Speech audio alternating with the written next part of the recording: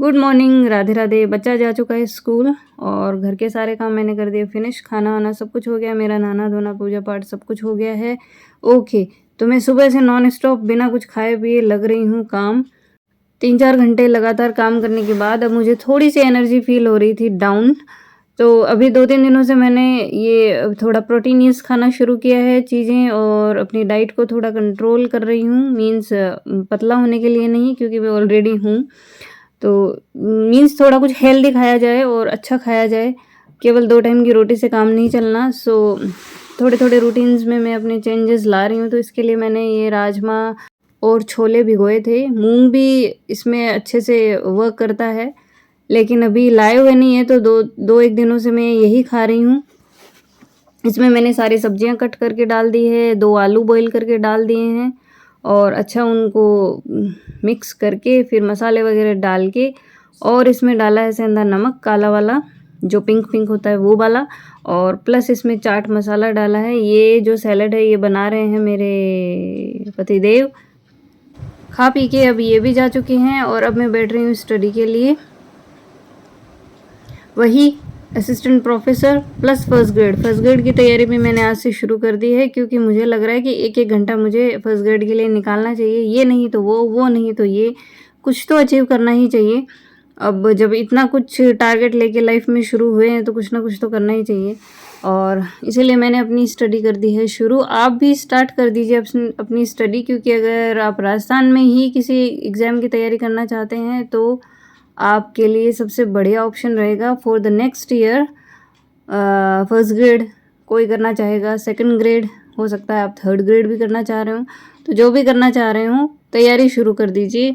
क्योंकि एक साथ अंडर बर्डन और प्रेशर के आप तैयारी करें, उससे बेटर है आप 2-2, 3-3 घंटे निकालिए। तो मैं अभी असिस्टेंट प्रोफेसर के लिए थोड़ा सा तैयार कर रही हूँ, एक आधी क्लासेस भी देख रही हूँ साथ में।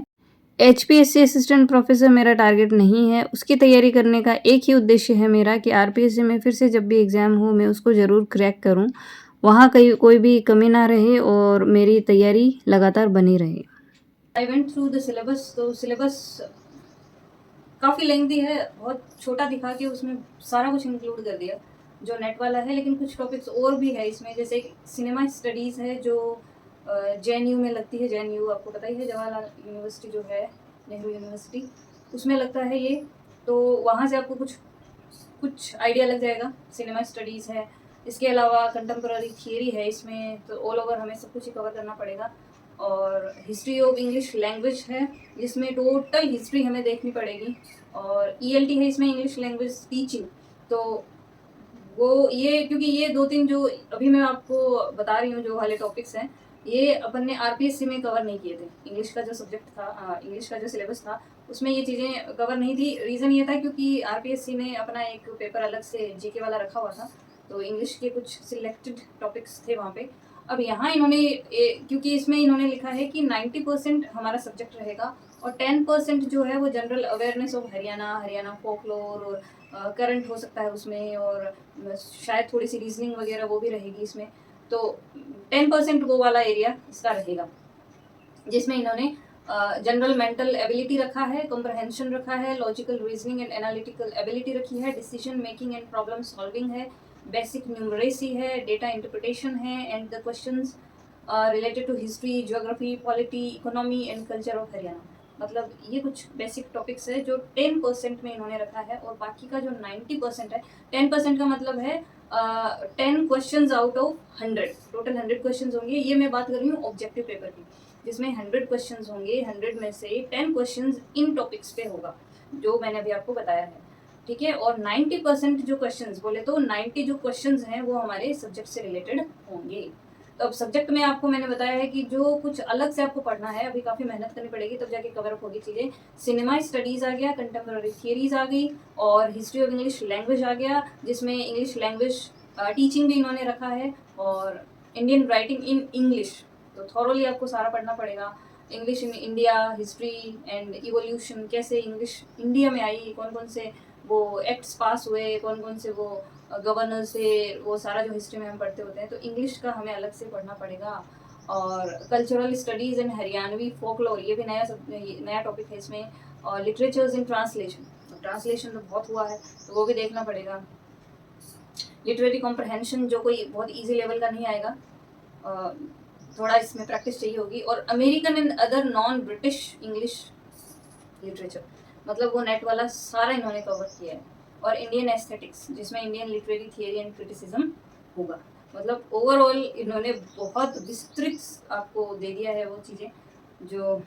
अब मेन चीज़ ये है कि मुझे जो आइडिया लगा, जो मुझे समझ आया, वो ये है कि हमें अच्छी अच्छी जो यूनिवर्सिटीज़ हैं, जैसे JNU हो गया, दिल्ली यूनिवर्सिटी हो गया, तो वहाँ का सिलेबस उठाना पड़ेगा, वो चीज़ें भी वहाँ कवर करनी पड़ेगी। मतलब ईजी नहीं है। जो RPSC में हमने कवर किया था वो हाफ ही है, हाफ हमें अभी और करना है।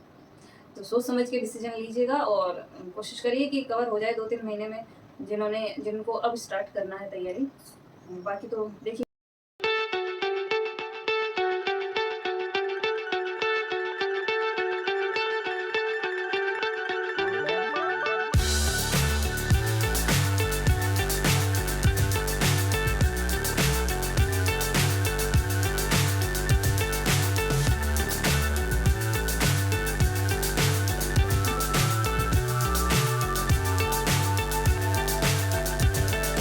Fly so high, I'm hypnotized. What's up is down, what's left is right. Chasing stars and holding you.